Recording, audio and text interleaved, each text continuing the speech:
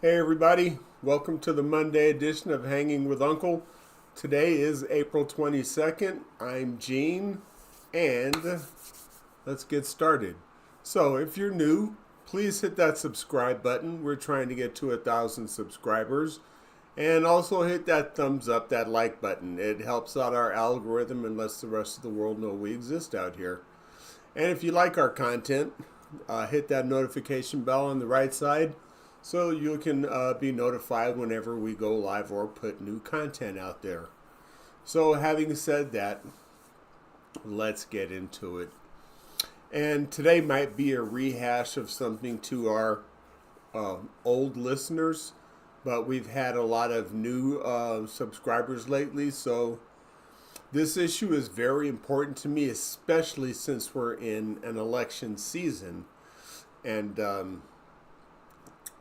I want to talk about another big lie being spread across the United States and the airwaves and this nonsense about how we have to get back to our Christian foundations in this country.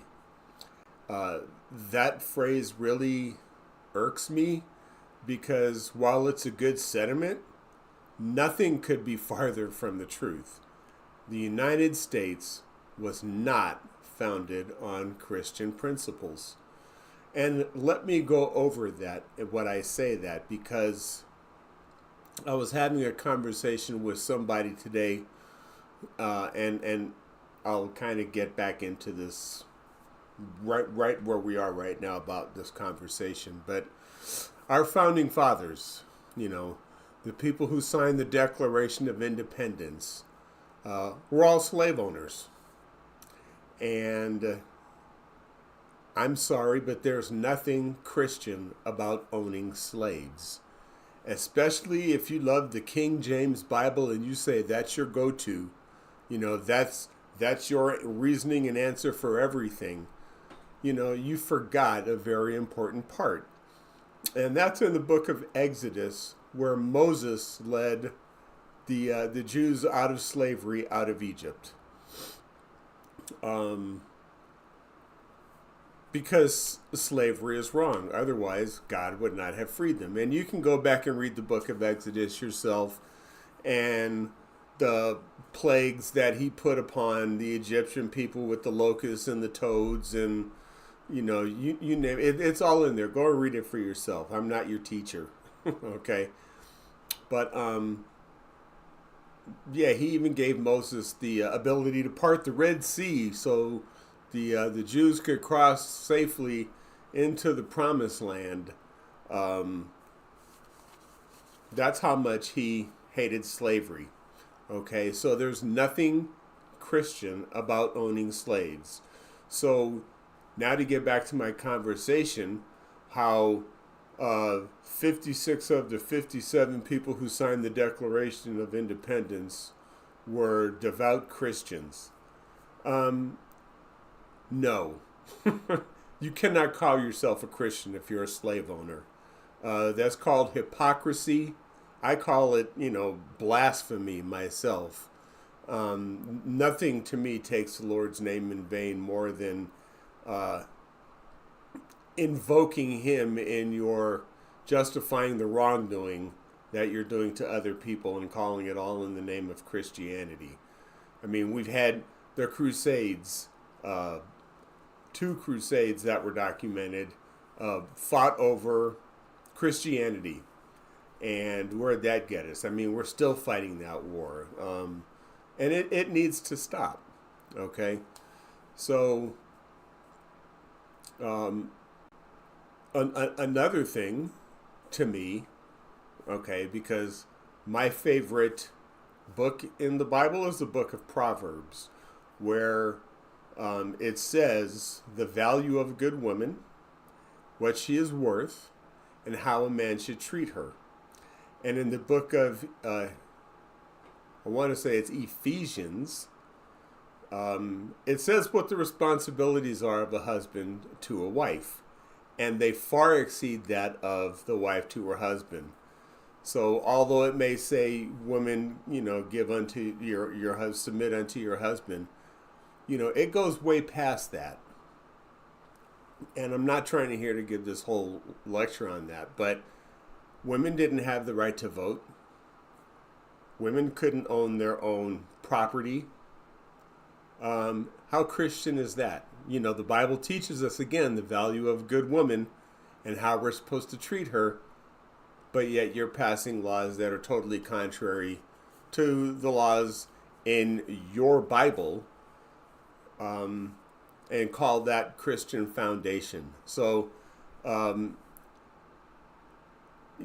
would like to know your feelings on that, because I remember also my teachings, those people, who, like here in Arizona, our Senate Majority Leader, Anthony Kern, who's in my district, I didn't vote for him, wants to have a prayer session on the well of, the State House. That goes in the face of separation of church and state, again, because that's what our founders believed in, was church and state. Why? Because when they were in England, when their ancestors were in England, they did not like the tyranny of the king, King Henry VIII, who did not want the Catholic Church to be the Church of England anymore. So he formed the Anglican Church so he could divorce his wife, who was Catholic, because the Catholic Church would not sanction his divorce. So now England, and they still have the Anglican Church today, which you can believe any faith you want, you can practice whatever faith you want, but your tax dollars are going to go to support the state church, whether you like it or not. And that is why we have separation of church and state here. Long story short, okay?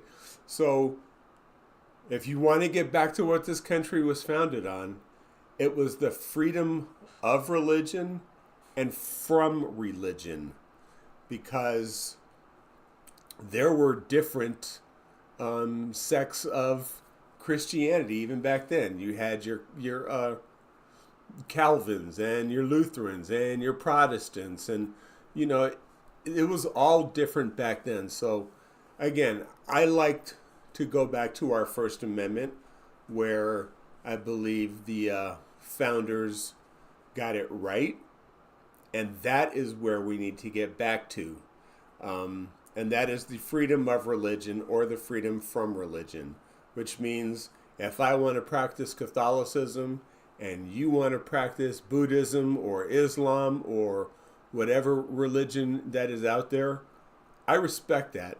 And I hope you respect what my beliefs are. And when we have conversations with each other, there's so many things to talk about that don't include religion. Because I think the best way to spread the gospel is through your actions, not how your words are. Because being a Christian does not mean being judgmental, telling me how I have to live because of what you believe, regardless of what my beliefs are. Okay? And that's why we have separation of church and state, and we do not have Christian foundations in the founding of this country. Otherwise, our founding fathers would have practiced Christianity. All right? Again, I would love to know what your thoughts are. That's all I have for today. Remember, be kind to one another and treat each other the way you want to be treated. And I will see you Wednesday. Good night.